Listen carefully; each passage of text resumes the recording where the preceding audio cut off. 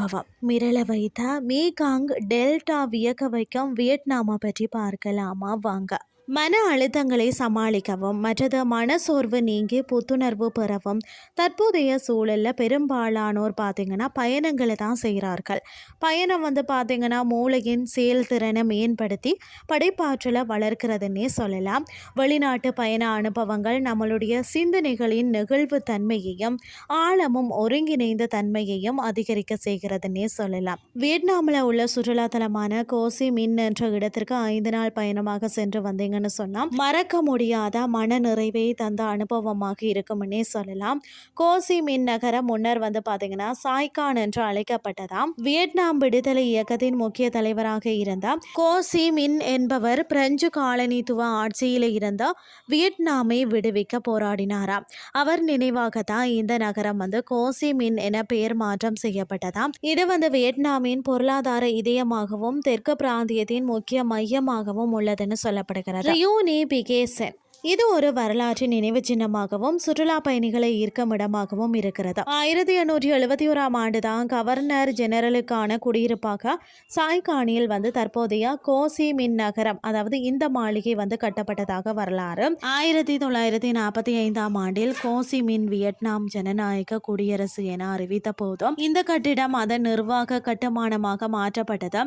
பிறகு 1955 தென் வியட்நாம் குடியரசின் தலைமை அலுவலகமாக இது மாறியது. இந்த மியூசியத்தில் போரினால் ஏற்பட்ட பாதிப்புகளை பற்றிய காட்சிகளை பார்த்தபோது சுதந்திரத்திற்காக நடைபெற்ற பெரிய போராட்டம், குறிப்பாக ரசாயன ஆயுத போர் எவ்வளவு கொடூரமானது என்பதை உணர செய்கிறதாம். அடுத்தது பார்த்தீங்கன்னு சொன்னா நோட்ரே டேம் தேவாலயம். கோசி மின் நகரின் மையத்தில் அமைந்துள்ள பழமையான சாய்கான் நோட்ரே டேம். இந்த தேவாலயம் புத்த சீன மத ஆலயங்களுக்கான பகோடாக்கள். பகோடா என்பது பல அடுக்குகளை கொண்ட கூரையுடன் அமைந்த கோபுரம் உள்ள கோயில்கள் ஆகும். பெரும்பாலான பகோடாக்கள் மத நோக்குடன் பெரும்பாலும் புத்த மத அடிப்படையில் கட்டப்பட்டவையாம். அதே மாதிரி பார்த்தீங்கன்னா சாய்கான் மத்திய தபால் நிலையம். இந்த தபால் நிலையம் ஒரு தொடர்பு மையமாக மட்டுமல்லாமல் நகரத்தின் கட்டிடக்கலையும் வரலாற்று சின்னமாகவும் திகழ்கிறதாம். வியட்நாமின் தபால் அமைப்பை நவீனமாக்கும் நோக்குடன் பிரெஞ்சு குடியேற்றக்காரர்கள் கட்டப்பட்டது. இங்கு பார்த்தீங்கன்னா தற்போதும் இந்த தபால் நிலையம் சுறுசுறுப்பாக இயங்கி கொண்டிருக்கிறதா.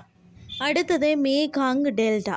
மேகாங் டெல்டா கோசி மின் நகரத்தில் இருந்து 2 மணி நேர கார் பயணம். பிறகு அங்கிருந்து படகுல அழைத்து செல்கிறார்கள். படகுல ஏறியவுடன் ஆற்று நீரில் கை வைக்காதீர்கள், இங்கு முதலைகள் அதிகம் என பயமுறுத்தப்படுகிறதா. அரை மணி நேரத்தில் ஒரு அழகான மிகவும் அறியப்படாத கிராமத்தை வந்தடையலாம். தென்னை மரங்கள் சூழ எங்கும் பசுமையாக மனதை கொள்ளை கொண்டது. மழை காலமாதலால் லேசான தூறல் ரம்மியமாக இருந்தது. உள்ளே சுற்றி வர குதிரை வண்டி, பேட்டரி கார் வசதிகள் உண்டு.